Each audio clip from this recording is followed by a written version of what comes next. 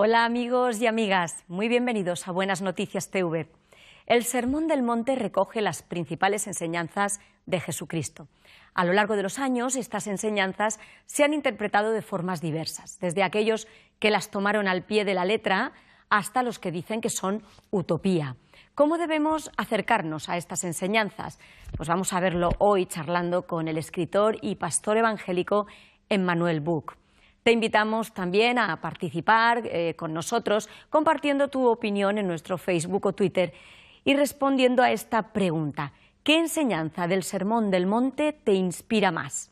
Bien, pues os dejo ya con nuestra entrevista.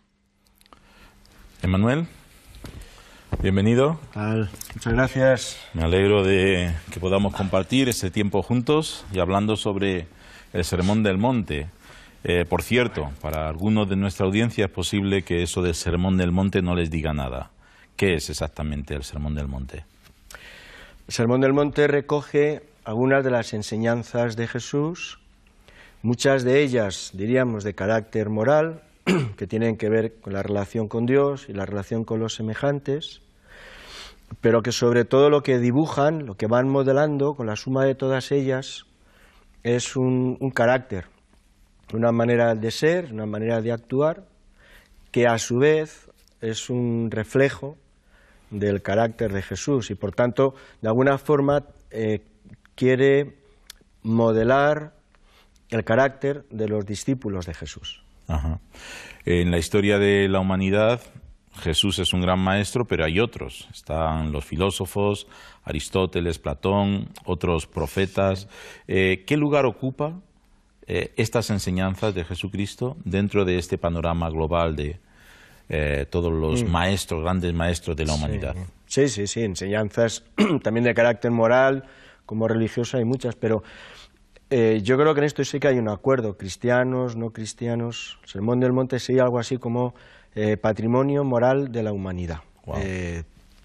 En todas las culturas, en todas las generaciones se reconoce, más allá del sentido propiamente cristiano, un elemento potente en lo que es la formación de la moralidad del ser humano en su relación con los demás. Uh-huh. ¿Y cuál es el propósito que pretendía Jesús cuando nos da este Sermón del Monte? Bueno, pues eso ya es un poquito más complicado. Curiosamente, hay personas que no son cristianos, quizás el ejemplo más cercano es el de Gandhi, que reconocen el Sermón del Monte toda una concepción de la moralidad y de la actitud del ser humano ante la vida, una serie de instrucciones dignas de ser seguidas y de ser aprovechadas, o incluso, diríamos, cristianos, pero absolutamente heterodoxos, como Tolstoy, que se empeñó en ajustar literalmente su vida a esas enseñanzas, ¿no? Y por el contrario, hay no pocos cristianos que entienden que en realidad el Sermón del Monte poco menos que plantea un estilo de vida, pero que hay que aplazar hasta el cielo, ¿no? Porque es demasiado sublime. En realidad el Sermón del Monte apela a los discípulos de Jesús, porque el inicio del Sermón del Monte es la advertencia de que resulta imposible de atender, ¿no? Y de cumplir. Y solo los pobres en espíritu pueden acercarse a una comprensión adecuada. Y pobres en espíritu son personas que se reconocen en bancarrota espiritual, personas que reconocen que no tienen capacidad para ser de otra manera. Lo que Jesús viene a decirles es que no solo son normas para cumplir, sino que Dios mismo se hace presente en la vida de las personas y es Dios mismo quien capacita para ir modelando la vida de acuerdo a esas enseñanzas. Eso, a su vez, lo que significa, yo creo que es el elemento más interesante, es que el Sermón del Monte no es para grandes héroes morales, para unos pocos santos, sino para cualquiera de nosotros, cualquier persona que se reconoce incapaz de ser lo que querría ser y que pone su confianza en lo que Dios puede hacer en su vida para modelar su carácter. Si alguien quiere leer Estamos hablando del Sermón del Monte, aún no hemos dicho dónde se encuentra. Bueno, digamos la versión más completa, hay parte de él recogida en el Evangelio de Lucas, en diferentes lugares, pero digamos el texto de referencia serían los capítulos 5, 6 y 7 del Evangelio de Mateo. Es un texto realmente breve, es decir, a estas alturas, casi a nivel cultural, solo de información, vamos, sería obligado cualquier persona a tomar un ratito para leerlo. El Sermón del Monte, como hemos dicho, incluye toda una serie de enseñanzas. ¿Cuál te parece de todas esas enseñanzas sería más relevante para nuestra sociedad hoy en día? Pues quizás la primera sería esta, la necesidad que tenemos de Dios. O sea, cuando hablamos de ética o hablamos de moral, términos más precisos, hablamos de la forja del carácter, ¿no? Uno tiene un cierto temperamento, un cierto trasfondo, pero luego en base a ciertas convicciones morales, a golpe de la voluntad y del empeño personal, va modelando un carácter moral. Eso es la ética. En ese sentido, el Sermón del Monte no es ética, porque parte y demanda el reconocimiento de que no podemos cambiarnos a nosotros mismos. Hay una expresión muy gráfica, ¿no?, de una historia que habla de aquel vizconde que pretendía salir del pozo donde había caído, y pretendía salir del pozo tirándose él de sus propios cabellos, ¿no? No podemos. El Sermón del Monte parte de la incapacidad de modelarnos a nosotros mismos y de la necesidad de la intervención de Dios, ¿no? De una intervención real. Y esa es la gran cuestión, ¿no? La presencia y la intervención de Dios en la vida del ser humano para transformarle desde la raíz. Y un Dios que quiere hacerlo. Que quiere hacerlo, ¿no?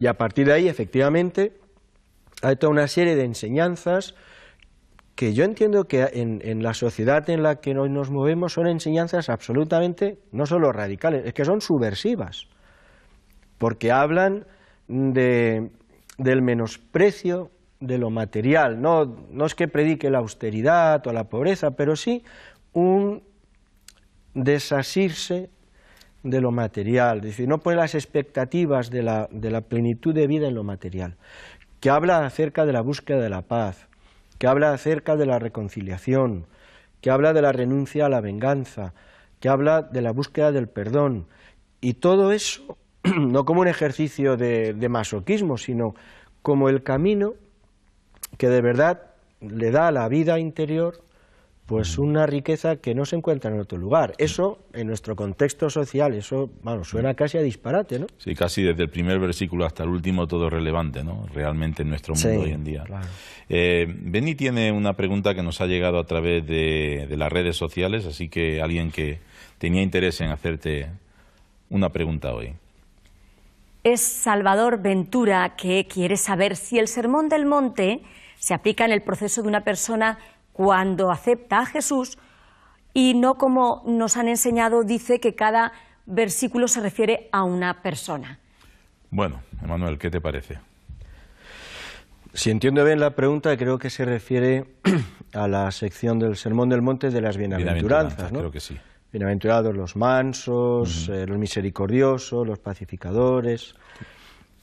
Hasta donde yo entiendo, y me parece que es el sentido común, más extendido, no se trata de personas distintas que tienen cada uno de estos rasgos, sino, como decíamos al principio, lo que dibuja las bienaventuranzas es un perfil general, un carácter que corresponde a los discípulos de Jesús, que tienen todos estos elementos, de forma imperfecta, es decir, no, eso es evidente, pero desde luego que los tienen todos, porque de alguna forma también reflejan el carácter de Jesús, que tiene todos estos ingredientes. Serían algo así como pinceladas que van dibujando un único rostro, ¿no?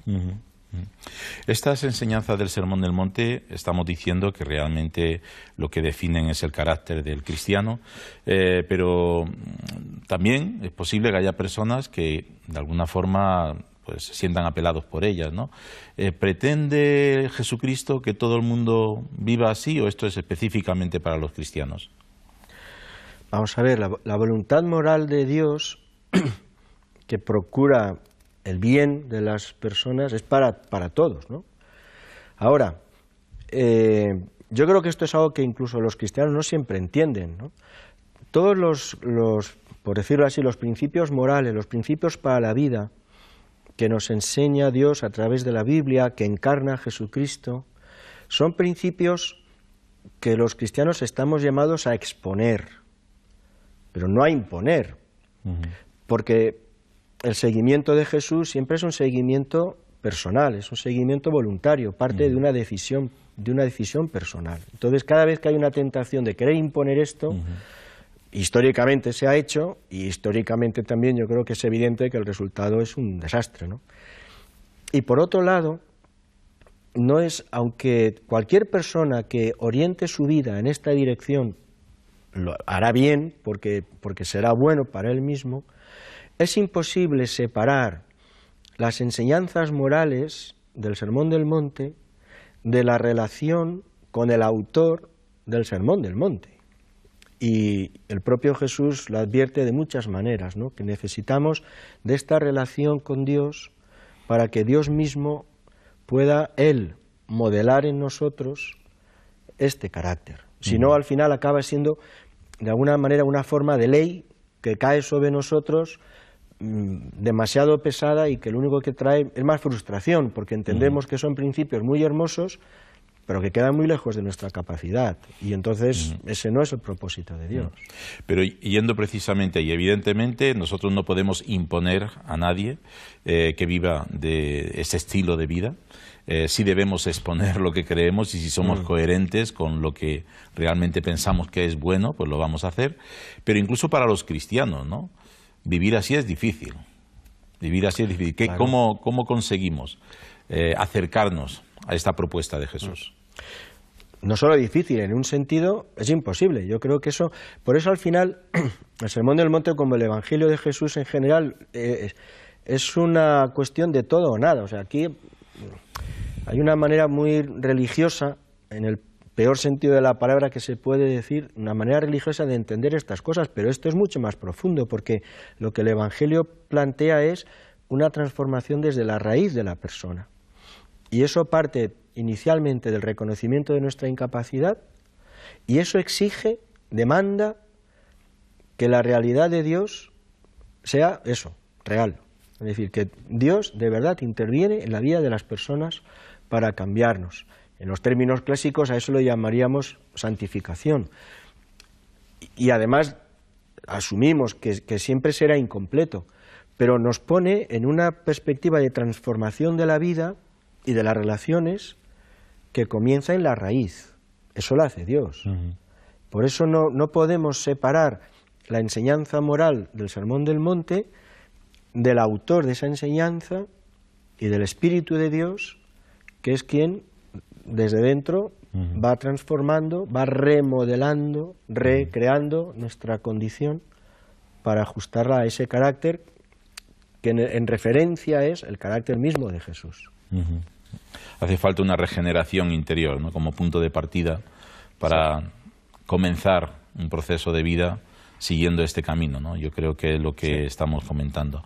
Bueno, deberíamos y podríamos seguir profundizando, ya digo, en cada una de las áreas del Sermón del Monte, pero creo que esto es suficiente como una buena introducción. Muchas gracias, Emanuel, por compartir este tiempo con nosotros. Un gusto.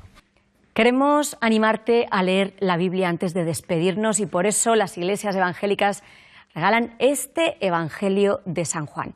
Llámanos ahora al teléfono 91 743 4400 y te lo haremos llegar gratis. Repito, el teléfono es el 91 743 4400.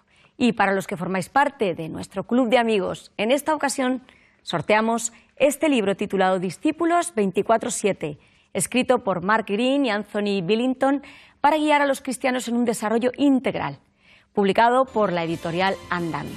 Si te gusta nuestro programa y crees que estamos realizando una buena labor, únete al club de amigos. Necesitamos gente como tú que ama la Biblia y desea promoverla con nosotros. Llámanos y te explicaremos cómo hacerlo. Gracias por vuestra atención en este día y no lo olvides, tú vales mucho para Dios.